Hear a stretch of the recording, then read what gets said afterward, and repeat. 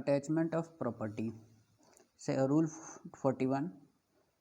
Examination of judgment debtor as to his property. Examination किया जाएगा किसका, जजमेंट डेप्टर का, किससे रिलेटेड, उसकी प्रॉपर्टी से related.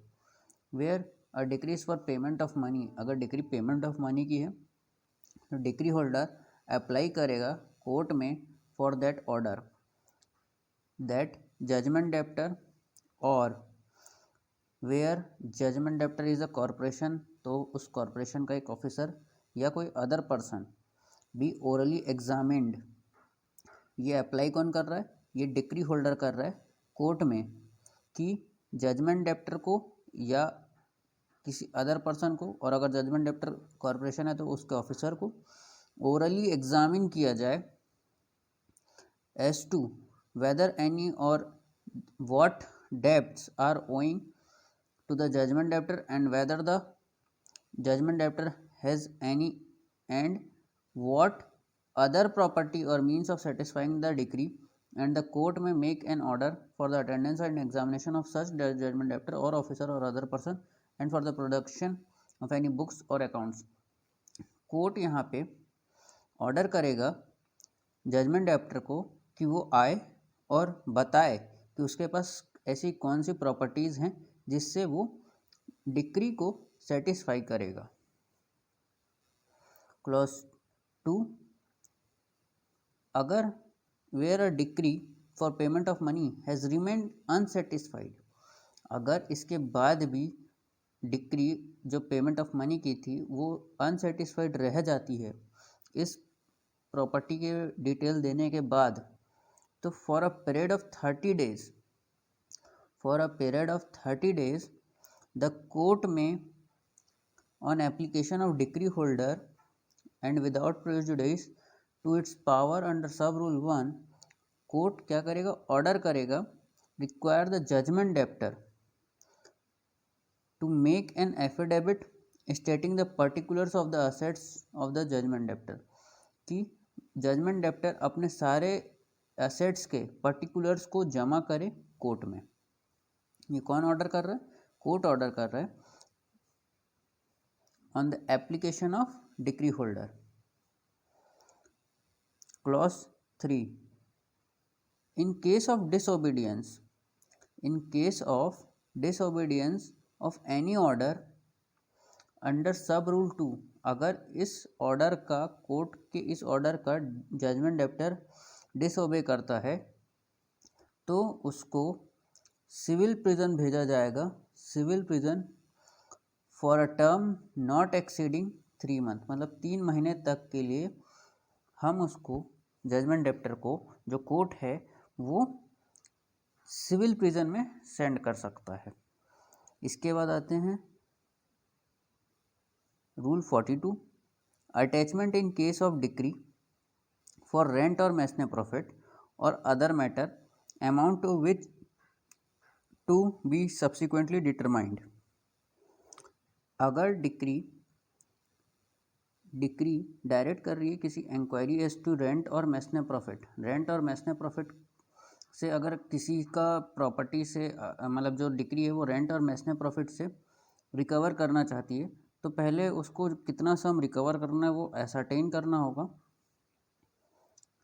The amount due before him has been ascertain करना होगा, और उसके बाद उसको अटैच करना होगा.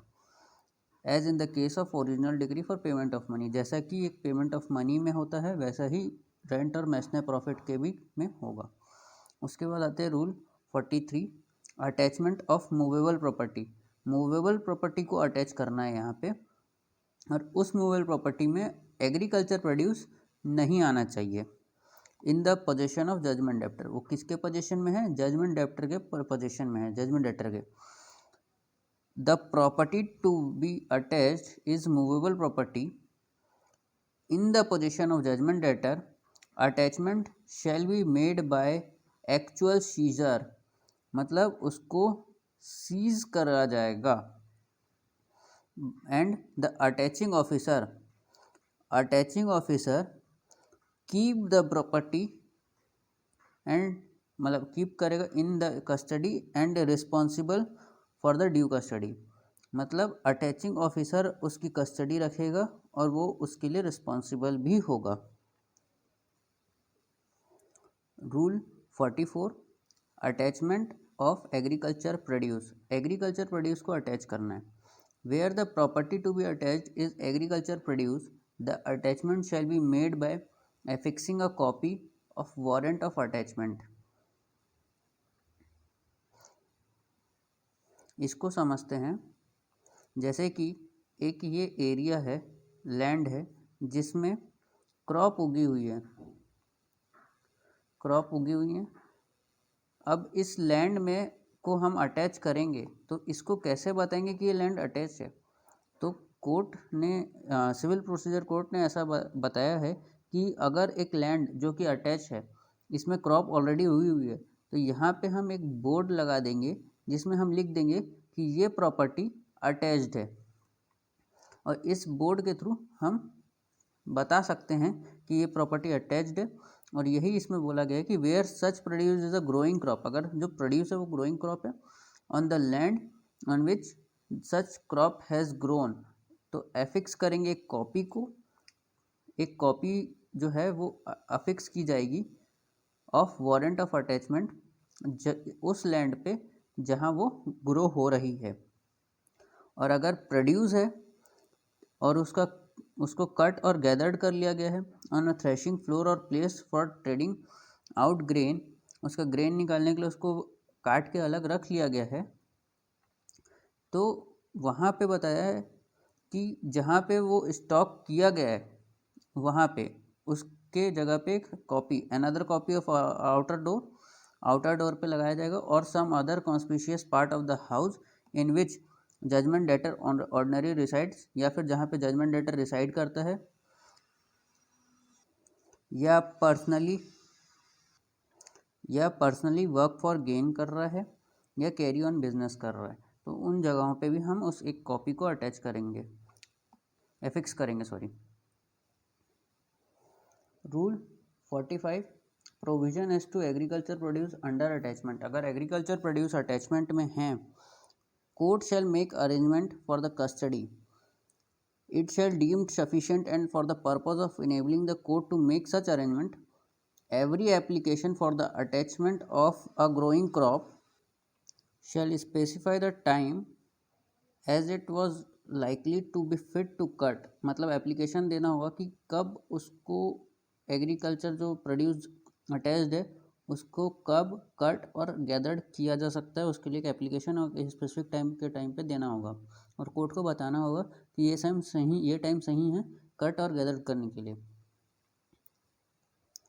Subject to conditions as may be imposed by the court in this behalf, either in the order of attachment or in any subsequent order, the judgment debtor may cut, gather and store the produce and do any other act necessary for maturing and preserving it, and if judgment debtor fails to do so, the decree holder with the permission of court do all necessary, all or any of them himself or by any other person appointed by him in this behalf, and the cost incurred by the decree holder shall be recoverable from the judgment debtor।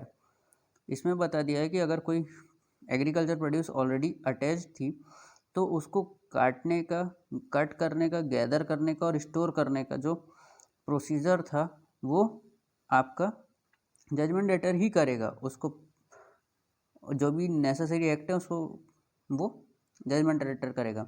लेकिन अगर judgement debtor fail हो जाता है और ऐसा नहीं करता है तो with the permission of court decree holder भी खुद कर सकता है या किसी अदर पर्सन को अपॉइंट करके करा सकता है, और जो डिक्री होल्डर को जो कॉस्ट लगेगी